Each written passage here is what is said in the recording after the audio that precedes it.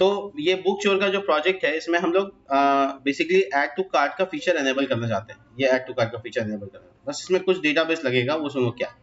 तो मैं इसको डिटेल करने के लिए यहाँ पर नोट पैड खोलकर आपको समझाने की कोशिश करता हूँ कि किस तरीके से हमको यहाँ पर अपना डेटाबेस बनाना है।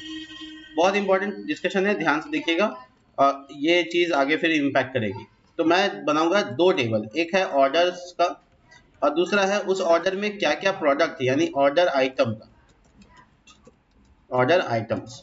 ठीक है, तो ऑर्डर टेबल जो होगा वो इन्फॉर्मेशन रखेगा ऑर्डर के बारे में जानकारी, जैसे ऑर्डर आईडी, ये यूनिक डेटा होगा जो कि हम ऑर्डर के इन्फॉर्मेशन के स्टोर करेंगे।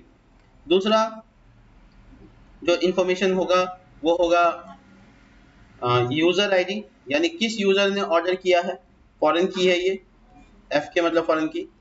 तीसरा कि इस ऑर्डर को पेमेंट कर दिया गया कि नहीं कर दिया गया, तो ये एक बुलियन एक्सप्रेशन में रखेंगे।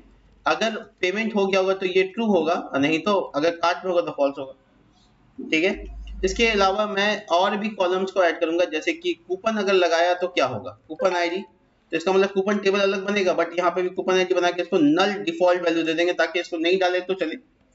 हर एक ऑर्डर का अपना एक पेमेंट होगा, उसका पेमेंट आईडी भी अभी बाय डिफॉल्ट नल रखेंगे और ये सब फॉरेन की बनेगा आगे फ्यूचर में। इसी तरह से हर ऑर्डर के पास अपना एक एड्रेस होगा जिसको हम लोग एड्रेस आईडी रखेंगे, बट ये शुरू में क्या होगा, नल होगा। ठीक है, और ऑर्डर जो बेसिकली यहाँ पर हम लोगों ने ऑर्डर के अलावा इसमें स्टेटस भी रखेंगे। अगर और स्टेटस का मतलब ये होगा कि हम लोग अगर मान लो किसी केस में इसमें स्टेटस पॉसिबल क्या होगा कि ऑर्डर्ड हो गया है, ठीक है, ऑर्डर डन, एक स्टेटस हो गया। उसके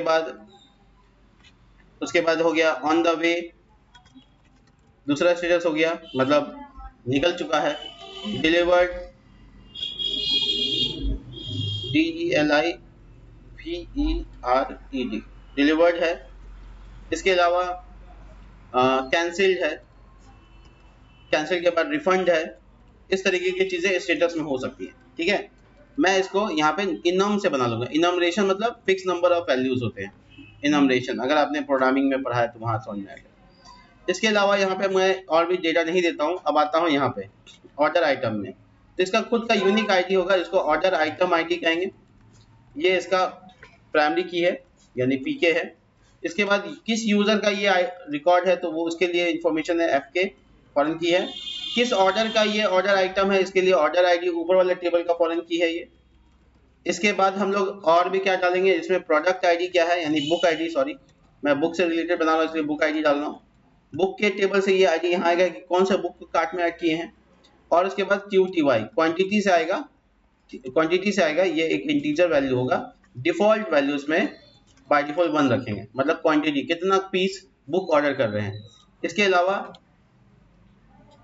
अलावा इसका ऑर्डर्ड फिर से ये भी बुलियन एक्सप्रेशन की तरह ही होगा जैसे ऊपर टेबल में था। ट्रू हुआ तो मतलब इसका पेमेंट हो चुका है, और फॉल्स हुआ तो इसका मतलब पेमेंट नहीं है, ये कार्ट में दिखेगा। इसके अलावा हमको यहाँ पर मुझे नहीं लगता कि और कुछ चाहिए। हाँ, बस इतना इन्फॉर्मेशन काफ़ी है। तो ये है मेरा टेबल स्ट्रक्चर जिसको भी हम लोग बनाने चाहेंगे। और इस टेबल के ऊपर हम लोग जब डेटा इंसर्ट करेंगे तो मतलब प्रोडक्ट को कार्ट में डालेंगे। जब ये फॉल्स रहेगा तो कार्ट में डालेंगे, जब ये ट्रू हो जाएगा तो मतलब माई ऑर्डर में दिखेगा, अंदर ट्रू होने का मतलब पेमेंट मिल गया हमको। तो हम लोग एक्जैक्टली यही करने वाले हैं और यहाँ पर हम लोग अपना टेबल डिजाइन करेंगे इसी के बिहाफ में। तो मैं बुक चोर टेबल के पास जाऊँगा, वहाँ पे 2 डेटाबेस में 2 नए टेबल बनाऊंगा। पहला तो ऑर्डर, अच्छा मैं और भी टेबल्स के बारे में बात कर ही लेता हूँ। जैसे कूपन्स नाम का एक टेबल होगा, उसमें कूपन आईडी होगा, कूपन आईडी जो कि फॉरेन की के तौर पे काम करेगा, सॉरी प्राइमरी की के तौर पे काम करेगा।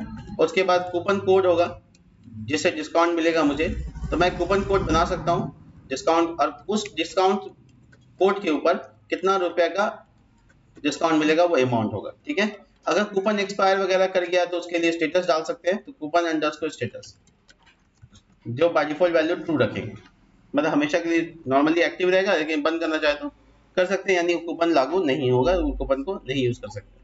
इसी तरीके से एड्रेस की इन्फॉर्मेशन को भी स्टोर कर सकते हैं। जैसे एड्रेस में फुल इन्फॉर्मेशन, फुल नेम होगा, कहाँ डिलीवर करना है, उसका कॉन्टेक्ट नंबर होगा, उसका अल्टरनेटिव कॉन्टेक्ट नंबर भी रखेंगे ताकि एक फोन नहीं लगा तो दूसरा फोन नंबर।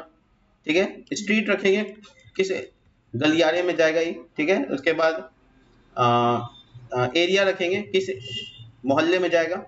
उसके बाद उसका सिटी रखेंगे और उसके बाद लैंडमार्क रखेंगे, किस लैंडमार्क में जाएगा वो, उसके बाद स्टेट और उसका पिन कोड। ठीक है, ये सब एड्रेस के इन्फॉर्मेशन होंगे और इसमें टाइप भी रहेगा, यानी किस तरह का एड्रेस है, ऑफिस का एड्रेस है या फिर होम का एड्रेस है। ऑफिस का एड्रेस अगर है तो 10 बजे के बाद डिलीवर करेंगे, और घर का एड्रेस है तो 10 बजे से पहले भी डिलीवर कर सकते हैं, ऐसा फ्लिपकार्ट करके रखती है, तो हम भी ऐसे सोच के चलते हैं। तो ये एड्रेस और कॉलम 2 टेबल और है, यानी टोटल मिला के 4 टेबल पे डिस्कशन हो रहा है। 4 टेबल हम लोग यहाँ बनाएंगे। ठीक है, तो हम लोग चारों टेबल को डिजाइन कर लेते हैं। टेबल का काम इस वीडियो में आज कर लेते हैं, बाकी काम नेक्स्ट डे कर लेंगे। तो पहला टेबल है हमारे पास है कूपन्स। कूपन्स टोटल कॉलम है 4। ठीक है, मैं अब सबका डेटा यहाँ पे डालता हूँ। देखो, बिना कोई गलती के स्पेलिंग मिस्टेक करने से पहले आप एक बार दोबारा से जो लिखे है उसको दोबारा पढ़िए, जिससे मिस्टेक होने का चांस कम हो जाता है। कूपन कोड, उसके बाद कूपन अमाउंट और इसका स्टेटस। तो कूपन स्टेटस रखते हैं क्योंकि बहुत टेबल में स्टेटस है, तो जब हम लोग ज्वाइन करेंगे ना तो फिर कॉन्फ्लिक्शन आने लगेगा, इसलिए हर टेबल का कॉलम का नाम अलग अलग रखेंगे। अमाउंट आप दिए तो अमाउंट अप्लाई हो जाने के बाद फिर एक अमाउंट आएगा ना, तो उसका सब एक होना चाहिए। अमाउंट अप्लाई होने के बाद जो अप्लाई आएगा ना उसको कैलकुलेट करके निकाल देंगे, मतलब माइनस करके निकाल देंगे, वहाँ मैथमेटिकल ऑपरेशन करेंगे, वहाँ से आ जाएगा। हाँ, वहाँ पे अगर लगेगा तुम्हारी बात जरूरत लगेगी तो वहाँ भी ऐड कर सकते हैं, कोई इशू नहीं। ये जो स्टेटस है ये हमारा बुलियन एक्सप्रेशन में रहेगा, इसलिए हम इसको बुलियन सेलेक्ट कर लेते हैं और डिफॉल्ट वैल्यू एज डिफाइंड लगा के ट्रू डाल देते हैं। दैट मीन कि हमारा वैल्यू 1 होगा बाय डिफॉल्ट। ठीक है, और ये एआई पे टिक मारने के बाद क्या होगा कि कूपन हमारे पास ऐड हो गया, प्राइमरी की बन गया। तो एक टेबल ये कूपन वाला बन गया, देख लीजिएगा, ऐसा टेबल सबको बनाना है। दूसरा फिर टेबल नया बनाना है एड्रेस नाम से। तो जो मेरे पास स्ट्रक्चर है उसमें देखो 3, एक एड्रेस आईडी भी होगा तो वो छूट रहा है एड्रेस। अच्छा, एक और चीज छूट रहा है, यूजर आईडी, किसका एड्रेस है, क्योंकि बहुत सारा एड्रेस आएगा तो किसका एड्रेस पता लगाना बहुत जरूरी है ना, नहीं तो उसके अकाउंट में किसी और के अकाउंट में किसी और का एड्रेस दिखेगा तो नहीं चलेगा। यहाँ पे फिल्टर करने के लिए अपने पास एक और रेफरेंस होना चाहिए।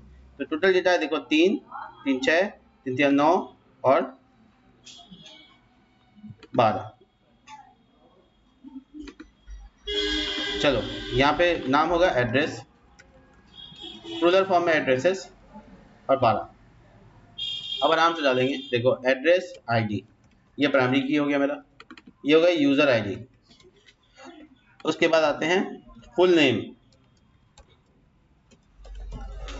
Full name. और ये कमाल है कि फुल नेम अगर मान लो किसी ने नहीं दिया तो भी चलेगा, यानी कि क्या मतलब इसका कि अगर तुमको नहीं, मैं दे देता छोटा contact number alternative contact number, ALT contact number, इसका क्या करते हैं डिफॉल्ट वैल्यू नल कर देते हैं, क्योंकि ये नहीं भी देगा तो भी चलेगा, इसलिए नल पे टिक मार देने से ये क्या होगा, नहीं डालने पर कोई एरर नहीं देगा, नहीं तो वैलिडेशन का एरर आने लगेगा। इसके बाद आते हैं स्ट्रीट पे, उसके बाद एरिया, उसके बाद लैंडमार्क, उसके बाद सिटी, उसके बाद स्टेट, उसके बाद पिन कोड और लास्ट है इसमें टाइप।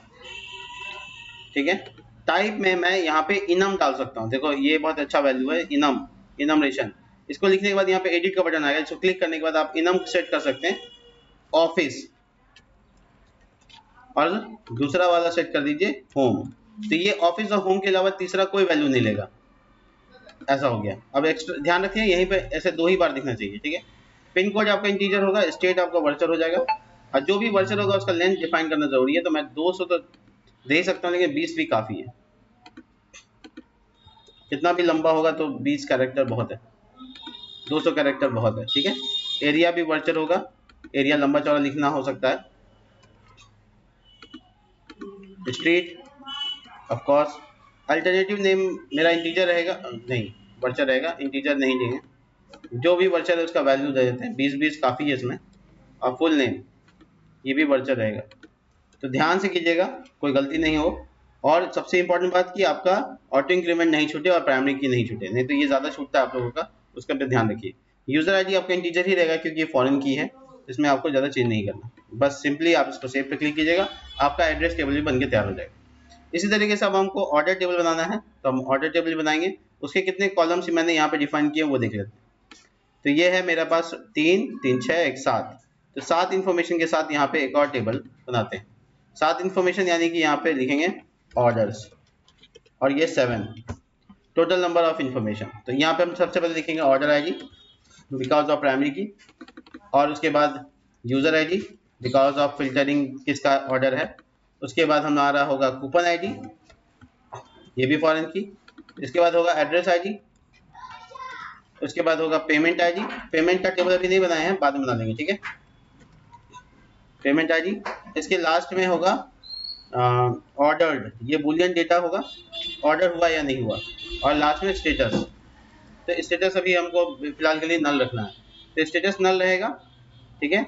और ordered by default as defined true रहेगा। डेटा टाइप कौन सा रहेगा, बुलियन, ठीक है। Payment ID, address ID, coupon ID और यूजर आईडी, इसमें से यूजर आईडी रिक्वायर्ड है, बाकी कूपन आईडी, एड्रेस आईडी और पेमेंट आईडी सब नल रहेगा। ये प्राइमरी की रहेगा, इसको टिक मार दो। और उसके बाद हम लोग देख लीजिए अच्छे से, इसमें कोई भी वर्चर नहीं है। ये टेबल बेसिकली नेटवर्क क्रिएट कर रहा है सब टेबल के साथ। एक और बात लास्ट है ऑर्डर आइटम, उसको देखें अगर हम लोग, तो ऑर्डर आइटम के पास है 3 3 6 इसमें इंफॉर्मेशन। तो डालते हैं order items, order underscore items, इसमें टोटल 6। तो सब टेबल हम बना के दे दिया, ताकि आगे जो इतना काम करेंगे उसके लिए टेबल होना चाहिए।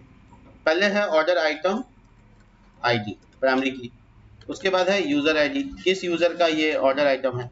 उसके बाद है प्रोडक्ट आईडी यानी बुक आईडी, बुक टेबल से आएगा। उसके बाद है QTY क्वांटिटी, इसका डिफॉल्ट वैल्यू होगा एज डिफाइंड 1, यानी बाय डिफॉल्ट वैल्यू 1, नहीं डालेंगे तो 1। उसके बाद आते हैं, याद नहीं आ रहा, quantity, book ID, order ID, user ID और ऑर्डर आईडी छूट गया, देखो ऑर्डर आईडी किस ऑर्डर का ये आइटम है। एक ऑर्डर के अंदर मल्टीपल आइटम, मतलब यहाँ पे जो रिलेशन बन रहा है 1 to many का बन रहा है। 1 ऑर्डर सिंगल, एक ऑर्डर के अंदर में 5 बुक हो सकता है, तो ऑर्डर आइटम 5 होगा। और लास्ट में स्टेटस, स्टेटस बेसिकली क्यों दे रहे हैं हम, ये देख लेते हैं। नहीं, स्टेटस नहीं है, ऑर्डर्ड है, ऑर्डर्ड जो कि बुलियन होगा, ठीक है। डिफॉल्ट वैल्यू बुलियन में यहाँ पे ट्रू होगा, सॉरी फॉल्स होगा, ये याद रखना। ऑर्डर बाय डिफॉल्ट फॉल्स रखा है, मतलब बाय डिफॉल्ट कार्ट में रहेगा, पेमेंट होने पे ये ट्रू होता है। ऑर्डर आईडी यहाँ पे इंटीजर रहेगा, क्वांटिटी में बाय डिफॉल्ट वैल्यू, ये तुम्हारा बुक आईडी है, ये बुक आईडी, यूजर आईडी और ऑर्डर आईडी तीनों रिक्वायर्ड है, ठीक है। तो इसमें कोई भी में भी नल नहीं होगा। चलिए हो गया।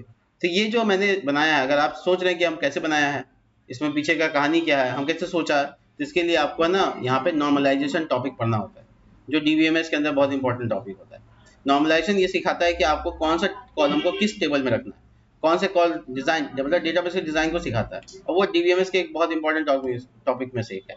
तो वहाँ सीखिए। दूसरा चीज़ ये कि आपके पुराने किए गए प्रोजेक्ट से भी आप एक्सपीरियंस लेते हैं। जैसे आज आप पहली बार कर रहे हैं तो शायद आपको कॉम्प्लिकेशन ज़्यादा होगा, लेकिन जब आप 10 ई-कॉमर्स प्रोजेक्ट बना चुके होंगे तो शायद आपको कम होगा। तो मेरा 10 नहीं, मेरा ज़्यादा हो चुका है, तो बेसिकली इसलिए मेरे पास ये नॉलेज है कि कौन से कॉलम में, कौन से टेबल में कौन सा कॉलम डाला जा सकता है। एक्सपीरियंस के बेसिस पे सब होता है। चलिए मिलते हैं नेक्स्ट वीडियो में, क्योंकि यहाँ पे डेटाबेस के सारे काम हो गए हैं। तब तक के लिए बाय।